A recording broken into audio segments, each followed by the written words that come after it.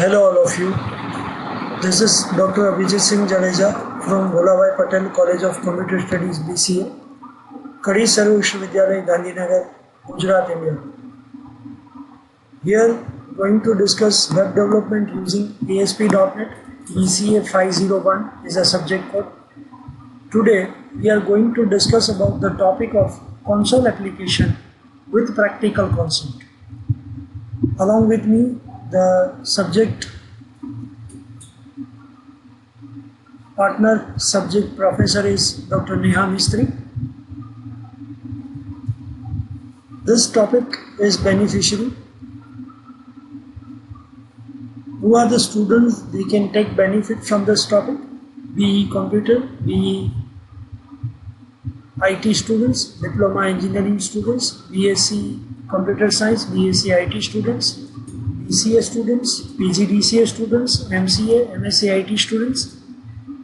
Prerequisite for this topics, मतलब कि ये टॉपिक समझने से पहले आपके पास क्या नॉलेज होना चाहिए वो है .NET फ्रेमवर्क और VB.NET आपने थोड़ा बहुत सीखा होना चाहिए. ऑब्जेक्ट ओरिएंटेड प्रोग्रामिंग के कॉन्सेप्ट्स आपके क्लियर होने चाहिए. IDE मतलब कि integrated development components like solution explore, execution of .NET applications F5, या हम ये कह सकते हैं कि विजुअल स्टूडियो सॉफ्टवेयर पे आपने काम किया है. तो आज का ये कंसोल एप्लीकेशन जो C# में है वो आप लोगों के लिए बहुत काम का है. कंसोल एप्लीकेशन सीखने से पहले और प्रैक्टिकल में जाने से पहले इट इज़ वेरी नेसेसरी कि what does it mean. Console application मतलब क्या है? कंसोल एप्लीकेशन है वो एक डोज प्रॉम्प्ट में चलने वाला एक सिंपल सा प्रोग्राम है जो 3 स्टैंडर्ड पे काम करता है. स्टैंडर्ड इनपुट लेना, स्टैंडर्ड प्रोसेस करके स्टैंडर्ड आउटपुट जनरेट करना और स्टैंडर्ड एरर जनरेट करना. कंसोल एप्लीकेशन प्राइमरी डिज़ाइन और उसके रीजंस या उसके एडवांटेजेस कुछ इस प्रकार से हैं. It provides simple user interface for applications require little or user interaction such as samples of learning C#. C# जो लैंग्वेज है वो C++ का थोड़ा एडवांस वर्जन माना जाता है और ये कमांड लाइन यूटिलिटी प्रोग्राम्स हैं. जब मैं कमांड लाइन की बात कर रहा हूँ जहाँ मेरा कर्सर घूम रहा है आप समझ सकते हैं कि ये डोज प्रॉम्प्ट के रिलेटेड प्रोग्रामिंग की बात है. It focus on OOP object oriented programming, मतलब कि हम ये कह सकते हैं कि इसका रेफरेंस C++ से जुड़ा हुआ है. यदि इसकी लिमिटेशंस की बात करें तो नेक्स्ट पॉइंट लिमिटेशंस दिखाया हुआ है. Console application do not have any graphical user interface. VB.NET, ASP.NET में जिस तरह से हम लोग text box, command button, mouse pointer ये सब चीज़ का यूज़ करते हैं वो यहाँ बिल्कुल नहीं होता है. प्रोग्रामिंग भी C++ के बेसिक फंडा की तरह है और इसी तरह से ये काम करता है. They will have a character based interface. Console application जिस भी जगह पे आप C# इंडिविजुअल इंस्टॉल करो या विजुअल स्टूडियो से आप चलाओ तो उसके अंदर कैरेक्टर बेस या स्ट्रिंग बेस काम हो रहा है. जैसे कि ये ग्राफिक एनिमेशन दिखा रहा है कार्टून, ये दिखा रहा है कि प्रोग्रामर है जो ब्लैक एंड वाइट स्क्रीन पे काम कर रहे हैं और ये ब्लैक एंड वाइट स्क्रीन के ऊपर स्टैंडर्ड इनपुट आउटपुट लेके जो काम हो रहा है उसको कहा जाता है कंसोल एप्लीकेशन. कंसोल एप्लीकेशन को VB.NET में यूज़ करना है तो किस तरह से करें? How to create console application, जैसे कि स्टेप 1 में दिखाया गया है. Open visual studio, under the file menu select new option और न्यू ऑप्शन में जाके आपको प्रोजेक्ट, जहाँ मेरा कर्सर अभी मूव हो रहा है उस पर सिलेक्ट कर देना है. Select project option, file new project. जब आप फाइल न्यू प्रोजेक्ट पे क्लिक करेंगे तो बहुत सारे ऑप्शन मिलेंगे. लेफ्ट साइड के अंदर जो टेम्पलेट्स होता है उसमें से सबसे पहले आपको सिलेक्ट विजुअल C# लेना है. विजुअल C# लेते हैं तो राइट साइड पे थर्ड ऑप्शन होगा console application.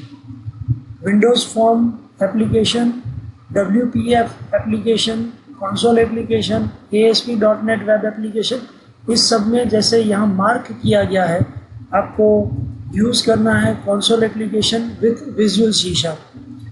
Last but not list, नीचे जो रेड एरो दिखाया गया है उसमें कंसोल एप्लीकेशन का नाम दे सकते हैं और ब्राउज के द्वारा ये प्रोजेक्ट आपको कहाँ सेव करना है वो आप ले सकते हैं। मतलब कि जब हम फाइल न्यू प्रोजेक्ट में जाएं और फाइल न्यू प्रोजेक्ट में जाते ही हम विजुअल C# पसंद करेंगे लेफ्ट पैनल से, टेम्पलेट से।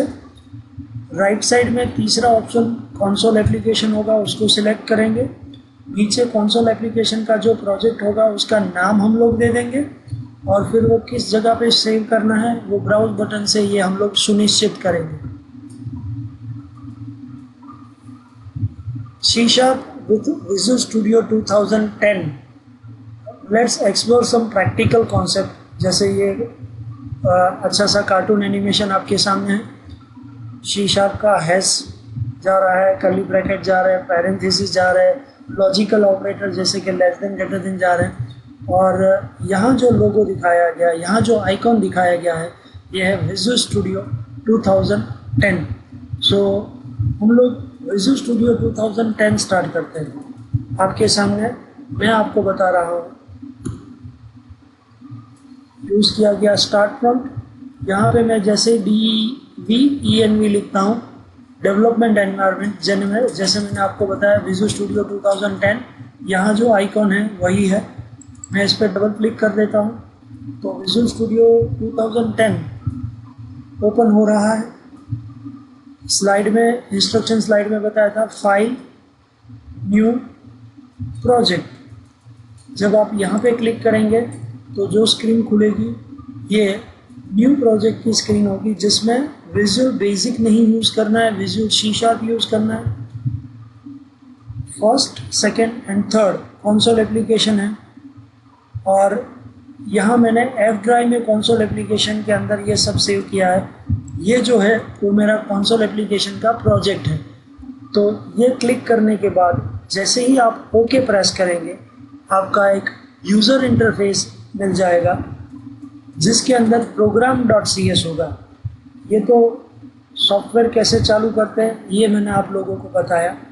अब मैं इसको कैंसिल कर रहा हूँ, इसको भी मैं बंद कर रहा हूँ बिकॉज अच्छी तरह से प्रैक्टिकल समझने के लिए हमने ऑलरेडी एक प्रोजेक्ट बना के रखा है। सो चलिए मैं और आप हम सब लोग उस प्रोजेक्ट की तरफ जाते हैं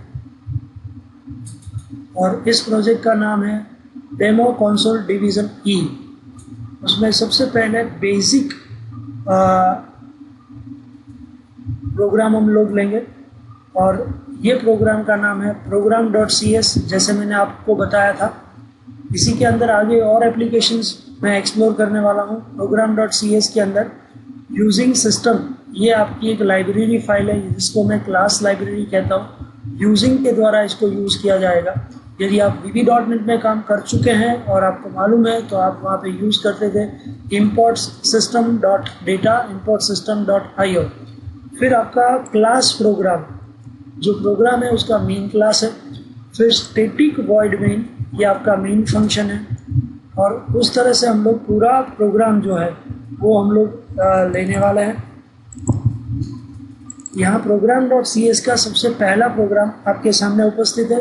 यदि ऊपर से जो लाइब्रेरी फाइल है उसको लॉक कर दिया जाए तो ये जो क्लास है उसको मुझे बेस क्लास बनाना पड़ेगा जिसको हम लोग BCL के नाम से जानते हैं। जैसे अभी मैंने इसके ऊपर कर्सर रखा तो आप समझ सकते हैं कि यहाँ पे सब जगह पे सिस्टम मुझे लिखना पड़ेगा। सिस्टम मेरी बेस क्लास लाइब्रेरी है, कंसोल है वो मेन ऑब्जेक्ट या क्लास कहा जाएगा, राइट लाइन है वो मेथड है, और वो मेथड के साथ यहाँ पे मैंने आउटपुट स्टेटमेंट यूज़ किया है। उस स्टेटमेंट का नाम है write line. Welcome to console application ASP.NET division E। यहाँ एक फंक्शन दिया गया था, मेन फंक्शन के अंदर स्ट्रिंग ये डिक्लेयर किया गया system.console.writeline। एंटर योर नेम, जो नेम एंटर किया जाएगा उसमें भी यहाँ बेस क्लास, क्लास और रीड लाइन नाम का एक इनपुट फंक्शन यूज हुआ। यहाँ जो नाम डाला जाएगा वो ए में जाएगा। मतलब कंसोल एप्लीकेशन के अंदर जो भी बाय डिफ़ॉल्ट वेरिएबल के अंदर, यहाँ पे मैं ये कहूँगा ए है वो वेरिएबल है, स्ट्रिंग है वो डेटा टाइप है, और वेरिएबल को ऐसे डिक्लेयर किया जाता है जैसे कि मैं यहाँ पे लिख रहा हूँ, declaring variable with data type, और जो नाम मैंने एंटर किया है वो नाम मैं system.console.writeLine और यू एंटर्ड प्लस ए, यहाँ जो सेमीकोलन आएगा ये C# के अंदर कंपलसरी है। इसी तरह से मैंने जैसे पहले स्ट्रिंग डेटा टाइप में ए वेरिएबल लिया था, वैसे मैंने अभी इंटीजर डेटा टाइप के अंदर बी वेरिएबल लिया है। system.console.writeLine के अंदर राइट लाइन के अंदर एंटर एनी नंबर आएगा, और वो एंटर एनी नंबर जो होगा वो int.parse के द्वारा हम डेटा को कन्वर्ट करेंगे। system.console.readLine के अंदर जो डेटा जाएगा वो स्ट्रिंग में जाएगा, और int.parse जो अभी मैंने हाईलाइट किया है उसमें वो इंटीजर में कन्वर्ट होकर बी में डेटा जाएगा। अब जो डेटा बी में जाएगा वो इंटीजर में कन्वर्ट होके जा रहा है, सो वो हमारे लिए सेफ है। system.console.writeLine you entered plus b plus when we add 5 new number is b plus 5, और उसके पीछे भी सेमीकोलन है, आप देख सकते हैं। आउटपुट स्टेटमेंट पूरा हुआ। जैसे सी लैंग्वेज में लास्ट में गेट cs लिख के प्रोग्राम को रन किया जाता था, वैसे ही यहाँ system.console.readLine किया जाता है। तो इस प्रोग्राम को हम लोग एग्जीक्यूट करके देखते हैं। चलिए फ्रेंड्स, इसको मैंने रन कर दिया है, कोई एरर या वार्निंग नहीं है। आपकी सुविधा के लिए यहाँ पे इसको साइज़ थोड़ी बड़ी कर रहे हैं ताकि फॉन्ट, डेटा इनपुट आउटपुट आप आराम से देख सकें। इस आउटपुट को थोड़ा छोटा किया हूँ जिससे आप समझ सके। Enter your name, I am entering my name doctor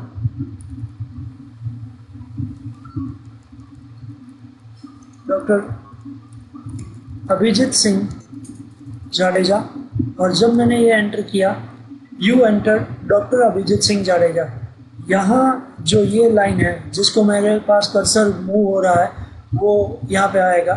फिर वो मुझे स्कैनएफ करके, जैसे सी लैंग्वेज में स्कैनएफ हुआ था करता था, वैसे ही यहाँ पे console.readLine से अब मुझे नंबर पूछा जा रहा है। जो नंबर मैं डालूंगा वो बी में जाएगा, बट उसको कन्वर्ट करवाना ज़रूरी है। इसलिए type casting, variable type casting है, उसमें मैंने यूज़ किया integer.parse। मैंने नंबर डाला है 12, और 12 नंबर डाल के जैसे ही मैं एंटर लगाता हूँ आप आउटपुट देख सकते हैं, you entered 12 when we add 5 the new number is 17। जहाँ मेरा कर्सर घूम रहा है या मैं जिसको हाईलाइट कर रहा हूँ उसके साथ यदि आप प्रोग्रामिंग के आउटपुट देखेंगे तो आप समझ जाएंगे कि जो मैंने ओरिजिनल वैल्यू बी में डाली थी वो 12 भी एज आउटपुट आई है console.writeLine के द्वारा, और लास्ट में मैंने b+5 लिखा है, 12 + 5 17 होता है, वो भी आया है। कर्सर रीड लाइन है तो वो मेरा वेट कर रहा है। जब मैं प्रोग्राम के अंदर एंटर लगाऊंगा तो मैं प्रोग्राम के प्रोग्रामिंग पार्ट में वापस आऊँगा। तो इसके द्वारा आपने समझा कि output statement right line, input statement read line, जो बाय डिफ़ॉल्ट डेटा जाता है वो स्ट्रिंग में जाता है, और यदि हम लोग कोई नंबर में डेटा इंसर्ट करते हैं तो हमको उसको कन्वर्ट करना पड़ता है, और वो कन्वर्ट करने के लिए जो टाइप कास्टिंग है वो आपके सामने हाईलाइटेड करके बता रहा हूँ, int.parse। ओके, अब हम एक दूसरा प्रोग्राम लेंगे जो डिसीजन मेकिंग और लूपिंग का कॉन्सेप्ट है। यहाँ पे मैंने बहुत सारे प्रोजेक्ट बना के रखे हैं। अभी फ़िलहाल मेरा स्टार्टिंग प्रोजेक्ट है वो डेमो कंसोल और डिवीज़न ई वाला था। अब मैं लूप एंड इफ़ का एग्जांपल है उसको set as a startup project बना रहा हूँ। इसके लिए मुझे प्रोजेक्ट पे राइट क्लिक करना है और ऊपर से 9 या 10 नंबर के item set as a startup project करूँगा। जब मैं इस पर क्लिक करूँगा तो आप देख सकते हैं लूप एंड इफ़ एग्जांपल है वो डार्क हो चुका है। इस प्रोग्राम में मैं जा रहा हूँ और इस प्रोग्राम के अंदर आप समझ सकते हैं सेम है, बट आगे वाले प्रोग्राम में मैंने लाइब्रेरी को लॉक किया था, इसलिए मैंने सिस्टम सिस्टम सिस्टम बहुत सारी जगह पे लिखा है। आप देख सकते हैं जहाँ मेरा अभी कर्सर है वो सिस्टम हर जगह पे लिखना पड़ेगा। बट डिसीजन मेकिंग और लूपिंग की बात करें तो ऊपर ही मैंने यूजिंग डॉट सिस्टम लिया है, क्लास लाइब्रेरी को डिक्लेयर किया है, फिर क्लास का मेन प्रोग्राम आया, स्टैटिक वॉइड मेन आया और उसके अंदर मैंने इंटीजर 2 वेरिएबल डिक्लेयर किए, ए और B. Console dot write line हमारा आउटपुट स्टेटमेंट है जहाँ पे मैंने एंटर करवाया है नंबर, एक इंस्ट्रक्शन लिखी है एंटर एनी नंबर। ए के अंदर जो आ रहा है वो नंबर है और उसकी डेटा टाइप इंटीजर है। यदि मैं यहाँ से इसको हटा देता हूँ तो एक एरर आएगी, वो एरर आप शांति से देखिए जिससे आप लोगों को समझ में आए। यदि आप देख सकते हैं तो मैंने टाइप कास्टिंग हटा दिया तो एक रेड लाइन आ चुकी है कंसोल डॉट रीड लाइन। मैं वहाँ पे सिर्फ मेरा माउस ले जा रहा हूँ तो नीचे दिखाई गई एरर आप देखिए, can not implicitly convert string into integer. Means console dot read line में जो भी डेटा आएगा वो स्ट्रिंग में आता है, इसलिए मुझे उसको टाइप कास्ट करना पड़ेगा, स्ट्रिंग को न्यूमेरिक में कन्वर्ट करना पड़ेगा और वो बनता है integer dot parse. Bracket start करना पड़ेगा, लास्ट में ब्रैकेट है वो मुझे एंड करना पड़ेगा। और अब समझ सकते हैं कि जो ए में डेटा जाएगा वो कंप्लीट न्यूमेरिक जाएगा। यदि वो ए की वैल्यू 0 से बड़ी होगी तो वो दिखाएगा you entered a that is positive number.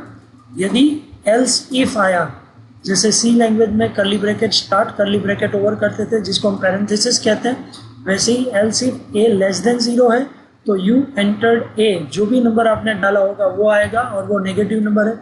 यदि कोई नंबर पॉजिटिव नहीं है, यदि कोई नंबर नेगेटिव नहीं है तो ऑफकोर्स वो नंबर 0 ही होता है। तो यहाँ जो ए वेरिएबल इंटीजर से आपके सामने रिप्रेजेंटेशन हुआ वो था decision making, if else if. अब उसी को आगे हम लोग ले रहे हैं और इफ ए ग्रेटर देन 0 मतलब कि डाली गई वैल्यू, एंटर की गई वैल्यू, और वैल्यू एंटर कैसे होती है कंसोल डॉट रीड लाइन से। यस, आपको पहले वाले प्रोग्राम में भी मैं समझा चुका हूँ, तो अब आप समझ चुके हैं। Dot write line output statement, dot read line input statement. If A greater than 0 तो डिसीजन मेकिंग इफ के नीचे फॉर लूप स्टार्ट हुई है, बी की वैल्यू 1 है, 1 लेस देन ए मतलब मान लीजिए आपने ए में 12 डाला है, 12 डाला है तो ये लूप 12 बार चलेगी और बी को राइट के द्वारा छापेगी। राइट और राइट लाइन में फ़र्क ये है कि एक वैल्यू प्रिंट होने के बाद यदि एंटर आता है तो राइट लाइन, और पैरेलल प्रिंट होता है तो वो राइट यूज़ होता है। Else console dot write line please enter positive number for looping, और लास्ट में जैसे सी लैंग्वेज में गेट सी एच हुआ करता था वैसे यहाँ पे कंसोल डॉट रीड लाइन। अब इस प्रोग्राम को set as a startup project बनाया गया है तो मैं उसको रन कर रहा हूँ और आप देख सकते हैं प्रोग्राम का एग्जीक्यूशन। जो मुझे पूछ रहा है कि एंटर द नंबर, वो जो एंटर द नंबर पूछ रहा है वो मैं ए में वैल्यू डाल रहा हूँ। आपको आउटपुट दिखाई दे इसलिए मैं उसको साइड में कर रहा हूँ। और मैंने जब यहाँ पे -5 डाला तो you enter -5 that is negative number, please enter positive number for looping. मतलब ये है कि -5 नेगेटिव नंबर है तो लूप एग्जीक्यूट होने का कोई सवाल ही नहीं आता। प्रोग्राम में से वापस आके हम मेन प्रोग्राम में वापस आ चुके हैं। एक बार फिर से हम इस प्रोग्राम को रन करते हैं। आउटपुट स्क्रीन को हमारी सुविधा के लिए हम लोग छोटा कर रहे हैं और छोटा करने के बाद यहाँ पे मुझे वो बोल रहा है कि एंटर एनी नंबर। मैंने जैसे पहले बताया वैसे मैं 12 डाल रहा हूँ, 12 नंबर डाला। और आप देख सकते हैं डिसीजन मेकिंग और लूपिंग का एक अच्छा सा एग्जांपल आपके सामने। You enter 12 number that is positive number, और 12 नंबर है वो 1 से बड़ा है तो लूपिंग के द्वारा, फॉर लूप के द्वारा उसने 1 2 3 4 5 6 7 8 9 10 11 12 सेम लाइन में प्रिंट किया, क्योंकि मैंने यूज़ किया कंसोल डॉट राइट। और आप समझ सकते हैं कंसोल डॉट राइट के द्वारा जो आउटपुट आया वो पैरेलल आया, न्यू लाइन में नहीं आया। तो ये एग्जांपल था लूप एंड इफ एग्जाम्पल। अभी हम बहुत बार एग्जाम में पूछे जाने वाला एक प्रोग्राम यूज़ कर रहे हैं और उस प्रोग्राम का नाम है प्राइम नंबर। तो चलो हम लोग जल्दी से देख लेते हैं। उस प्रोजेक्ट को मुझे set as a startup page बनाना पड़ेगा। Set as a startup project बनाया तो वो डार्क ब्लैक हो चुका है। उसके कोडिंग में हम लोग जा रहे हैं। प्राइम नंबर के लिए हमारे पास क्या चीज़ों की ज़रूरत है? Integer number a b equal to 0, वो काउंटर वेरिएबल है। console dot write line output statement, enter any number to check prime number. जो नंबर मैं डाल रहा हूँ उसको इंटीजर में कन्वर्ट करना आवश्यक है, क्योंकि प्राइम नंबर है वो पॉजिटिव नंबर या नेगेटिव नंबर जो भी है, बट यहाँ डेटा टाइप इंटीजर ली गई है तो इंटीजर में कन्वर्ट करने के लिए type casting integer dot parse, number में डेटा गया। और यहाँ पे नंबर में डेटा जाने के बाद ये प्राइम नंबर का लॉजिक है। a equal to 2, a less than number, a plus plus. मान लीजिए नंबर में मैं 13 डाल रहा हूँ तो लूप चलेगी 2 से लेके 12 तक, क्योंकि एक नंबर और 13 नंबर 1 और 13 ये दो नंबर ऐसे नंबर है जो 13 को डिवाइड करते हैं, जिसको प्राइम नंबर कहा जाता है। बट मैंने 2 से लेके 12 तक लूप चलाई। यदि बीच में कोई भी डिवाइजर्स 13 को डिवाइड करेगा तो b की वैल्यू प्लस प्लस हो जाएगी, और b की वैल्यू प्लस प्लस हो जाने के बाद वो लूप चलाएगा। यदि b की वैल्यू 0 एज इट इज़ है तो वो नंबर प्राइम है। हम लोग जानते हैं 1 नंबर प्राइम है, 3 नंबर प्राइम है, 5 नंबर प्राइम है, 7 नंबर प्राइम है, 11 नंबर प्राइम है, 13 नंबर प्राइम है। यहाँ b की वैल्यू 0 एज इट इज़ रही तो वो प्राइम नंबर, और यदि b की वैल्यू 0 से कुछ भी बढ़ गई तो वो नॉट प्राइम नंबर। इस प्रोग्राम को जल्दी से रन कर देते हैं ताकि प्राइम नंबर का कॉन्सेप्ट भी हमारे माइंड में क्लियर हो जाए, जो डिसीजन मेकिंग और लूपिंग का एक बेहतरीन उदाहरण माना जाता है। आपकी सुविधा के लिए मैं आउटपुट स्क्रीन को छोटी कर रहा हूँ ताकि आप पीछे वाला प्रोग्राम देख सकें। मैंने एंटर किया 13 जो कि प्राइम नंबर है। मैं एंटर प्रेस कर रहा हूँ और जैसे ही मैंने एंटर प्रेस किया आउटपुट आया 13 इज़ अ प्राइम नंबर, जो आप समझ सकते हैं कि ये प्रोग्राम रन हुआ है, ये नंबर प्राइम है। एक बार फिर से करते हैं, जिसमें अब हम एक ऐसा नंबर डालेंगे जो प्राइम नहीं है, और इसके लिए हम लोग इस बार एंट्री करेंगे 12 मतलब कि 12 को डिवाइड 1 करता है, 2 करता है, 3 करता है, 4 करते हैं, 6 करता है, और 12 मतलब कि 12 के डिवाइजर्स यदि काउंट किए जाए तो मोर देन 2 डिवाइजर्स होते हैं, इसलिए 12 नंबर प्राइम नंबर नहीं है। और आप देख सकते हैं आपके आउटपुट के अंदर 12 इज़ नॉट प्राइम नंबर, मतलब कि प्राइम नंबर का प्रोग्राम भी हमने देख लिया। तो हमने 3 प्रोग्राम के डेमोन्स्ट्रेशन देखे। अब जैसे कि इस वीडियो में मैंने आप लोगों को स्टार्टिंग में ही बताया है कि ये C++ को एग्जीक्यूट करता है, और C++ को एग्जीक्यूट करता है तो हम लोग ऑब्जेक्ट ओरिएंटेड प्रोग्रामिंग कॉन्सेप्ट को लेते हैं। तो मेरा पहला एग्जांपल आपके सामने रहेगा कंसोल एप्लीकेशन विद OOP। इसको set as a startup project बनाने के लिए राइट क्लिक और ऊपर से 10वीं आइटम या 11वीं item set as a startup project. जब हम इसको टिक कर देते हैं तो ये डार्क ब्लैक हो जाता है, बोल्ड फॉन्ट हो जाता है और कंसोल विद OOP आ जाएगा। मैं उस प्रोग्राम के अंदर आपको ले जाना चाहूँगा जहाँ ऑब्जेक्ट ओरिएंटेड प्रोग्रामिंग का सिंपल कॉन्सेप्ट है।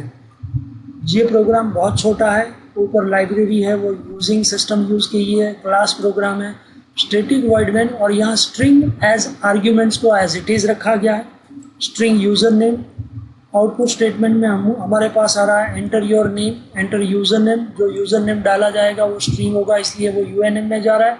Console dot write line hello, ये एक कंटीन्यूअस एरे आइटम है, इसलिए जैसे C लैंग्वेज में printf के बाद परसेंटेज कोड यूज़ होते थे, %d, %f, %s, ये C लैंग्वेज के अंदर printf स्टेटमेंट में आप यूज़ करते थे। ये C# है, तो आपको जितने भी वेरिएबल लेने हैं उसको कंटीन्यूअस एरे के लिए कर्ली ब्रैकेट पैरेंथेसिस में 0 you logged in at 1 दिया गया है, और मैं यहाँ पे now dot time of the day ले रहा हूँ, सिर्फ इतना मैंने एडिट किया है।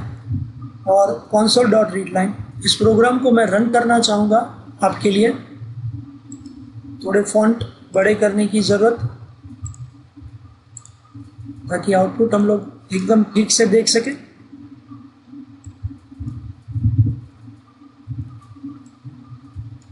आपकी पीछे की जो स्क्रीन है उसके अंदर प्रोग्राम का कोडिंग भी है, ताकि आप ये वीडियो देखते देखते प्रोग्राम का कोडिंग भी समझ सकें।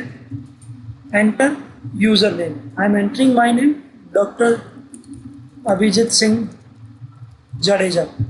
मैंने जैसे ही एंटर किया आप देख रहे हो, hello doctor Abhijeet Singh Jadeja, you are logged in at 00:19.12.63159। मतलब कि ये जब मैं वीडियो बना रहा हूँ तब एग्जैक्ट रात को 12 बजे हैं और 19 सेकेंड हुई है।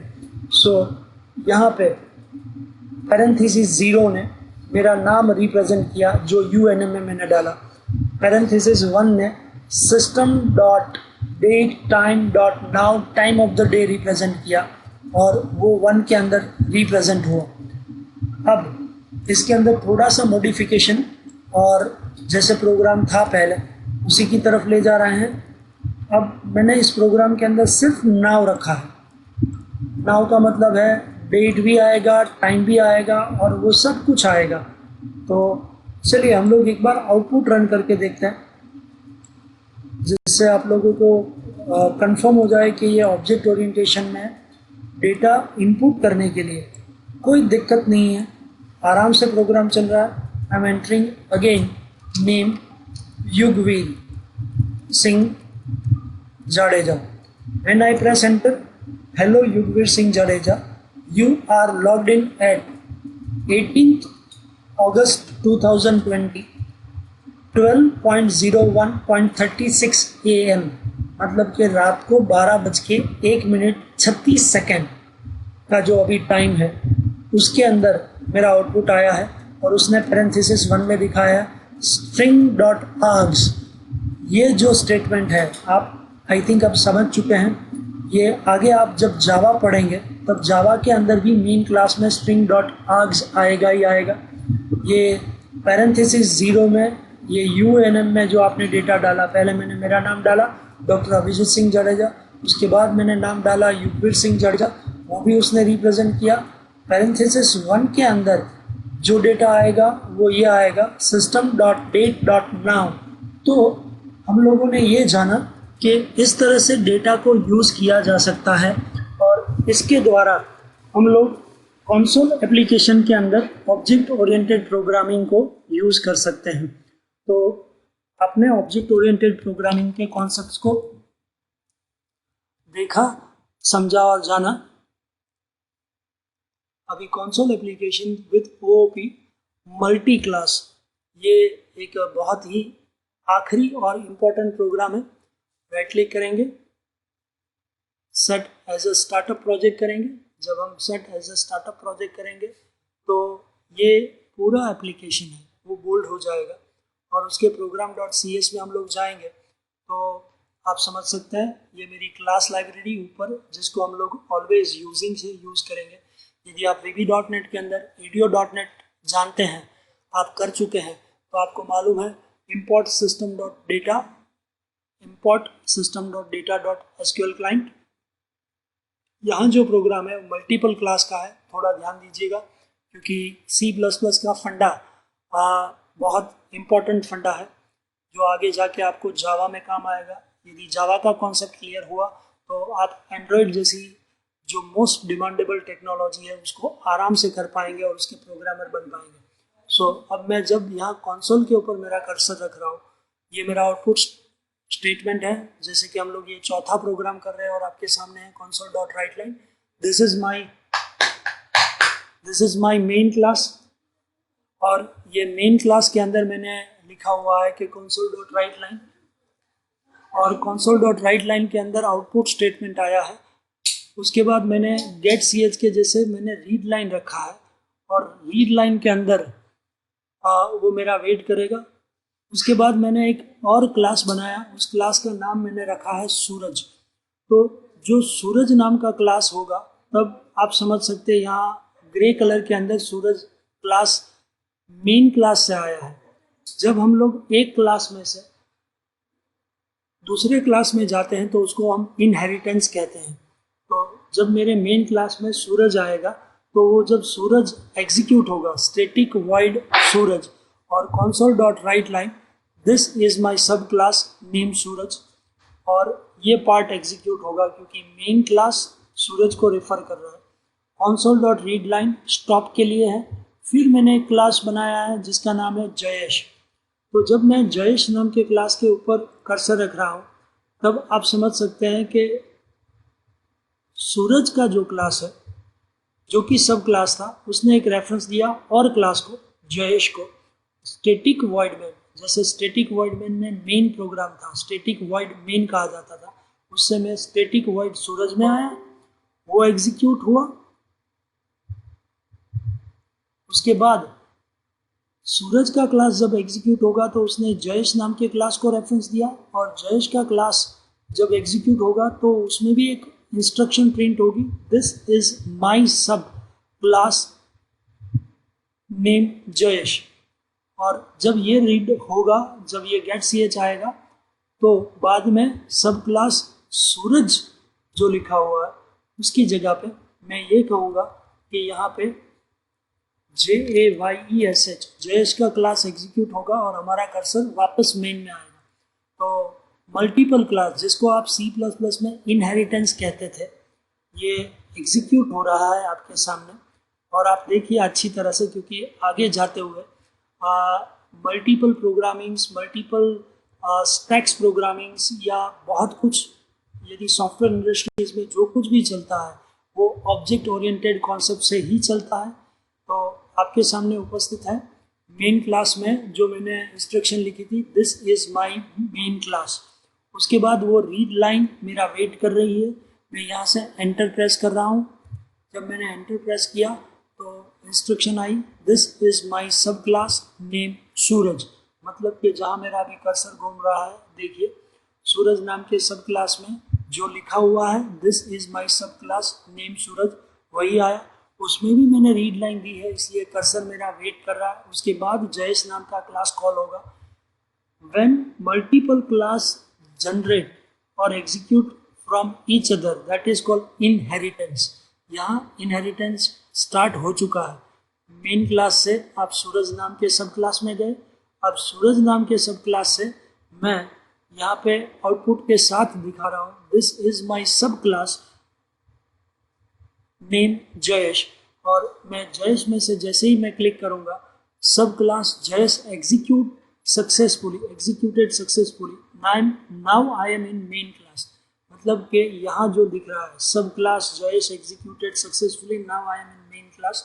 और कंसोल डॉट रीड लाइन से हमने ये देखा कि इस तरह से मल्टीपल क्लास को यूज किया जा सकता है, मल्टी लेवल इनहेरिटेंस लिखा जा सकता है, मल्टीपल इनहेरिटेंस लिया जा सकता है। C++ में जितने भी इनहेरिटेंस है वो सब C# के अंदर कंसोल एप्लीकेशन में .NET प्लेटफॉर्म पे यूज होते ही है। आज का हम लोग एक लास्ट प्रोग्राम यूज करेंगे, और उसके लिए यदि हम लोगों को नए प्रोजेक्ट बनाना है तो क्या करेंगे।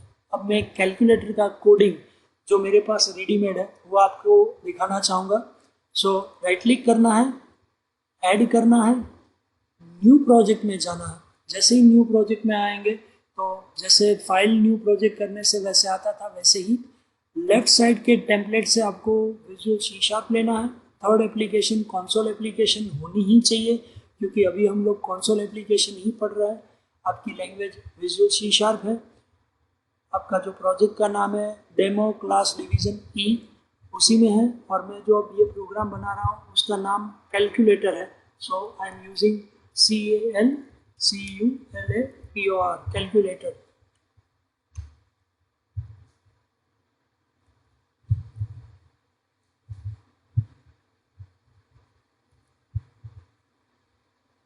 और ये जो कैलकुलेटर है,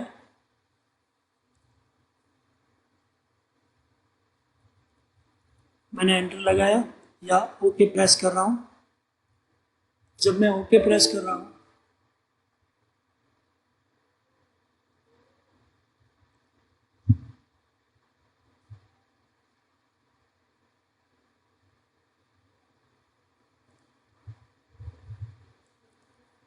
मैं नाम दे रहा हूँ example of calculator and when I click on okay,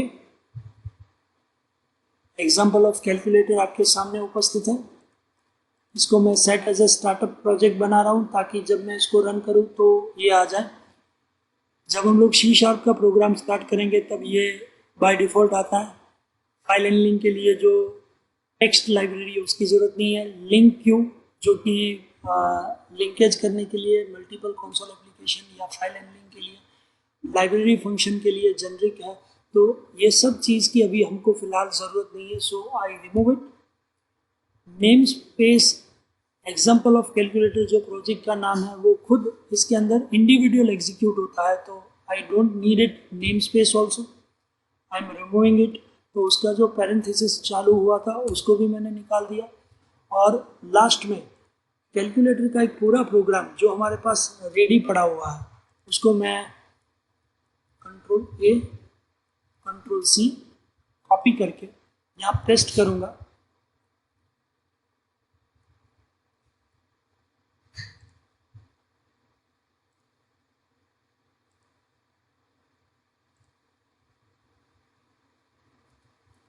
okay, ये प्रोग्राम आपके सामने आ चुका है।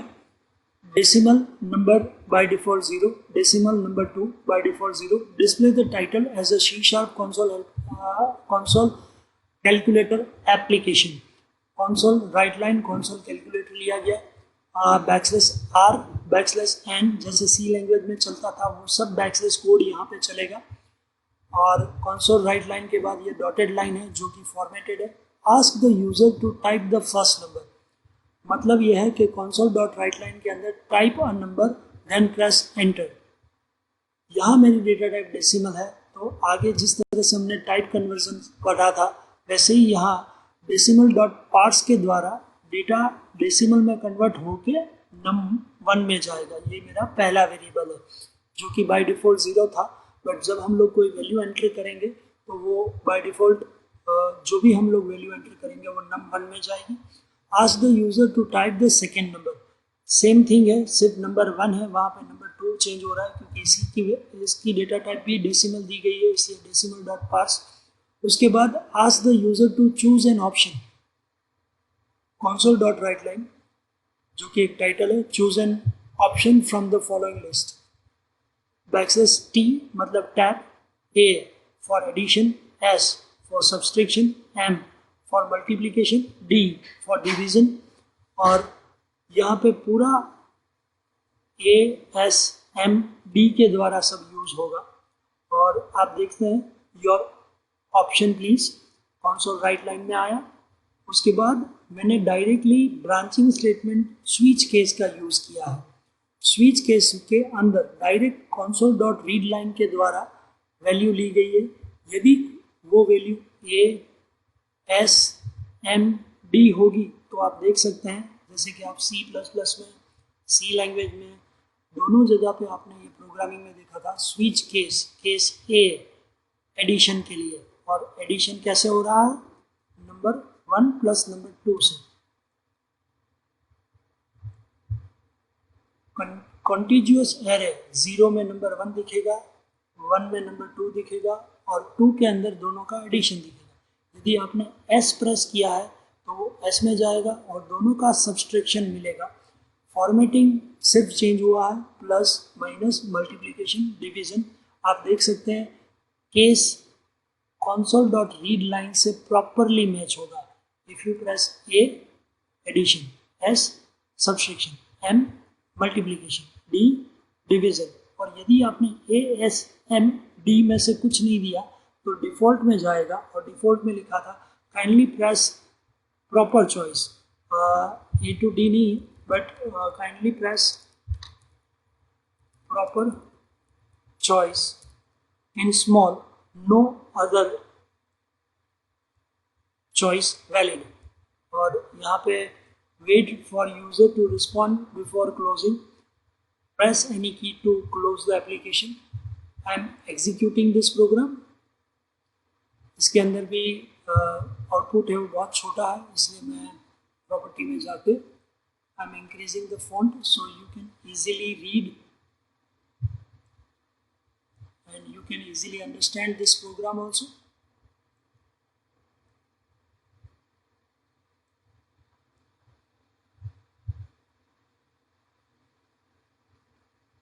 Type a number, then press enter.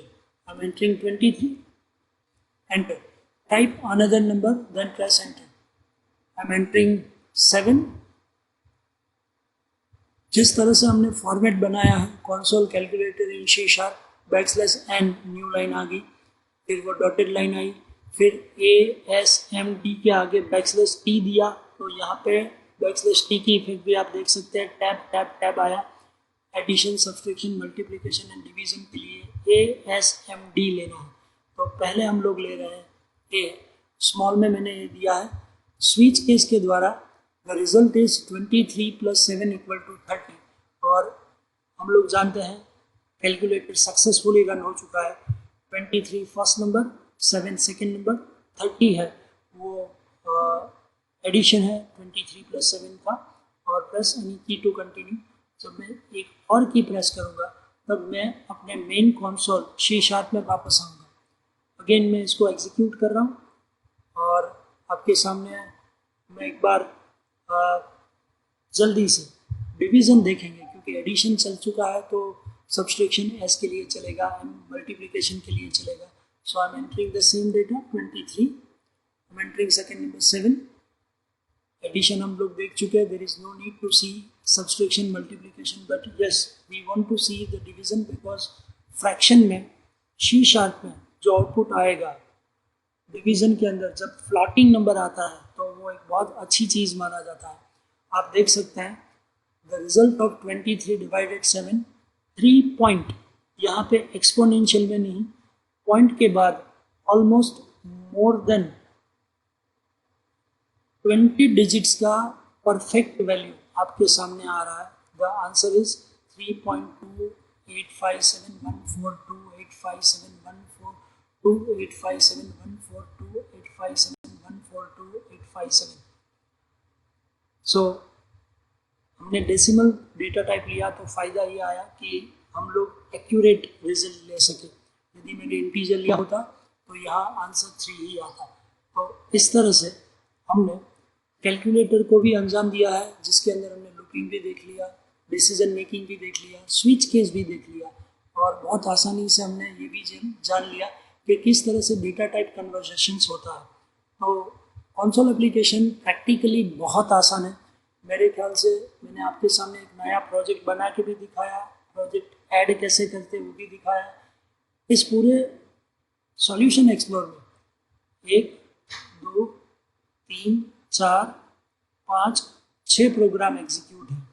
तो हम लोग अपने टॉपिक के अंदर वापस आते हैं।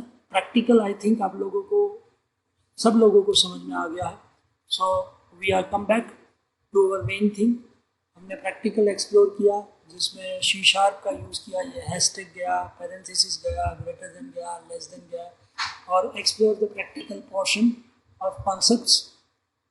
अब यदि ये समझ लिया है तो टाइम है सेल्फ लर्निंग असाइनमेंट्स का, जिसको मैं self learning assignment as well as self learning assessment कहता हूँ। What is the use, pros and cons of console application of C sharp, जो कि मैं पहले बता चुका हूँ। थोड़ा और इंटरनेट में सर्च कीजिए और advantages, disadvantages and use of console application अपने हिसाब से लिखिए as a assignment. Give steps how to start console application with C sharp in .NET। Already कैसे यूज़ करते हैं मैंने आप बता चुका हूँ। Explain input output statement of C sharp console application with example.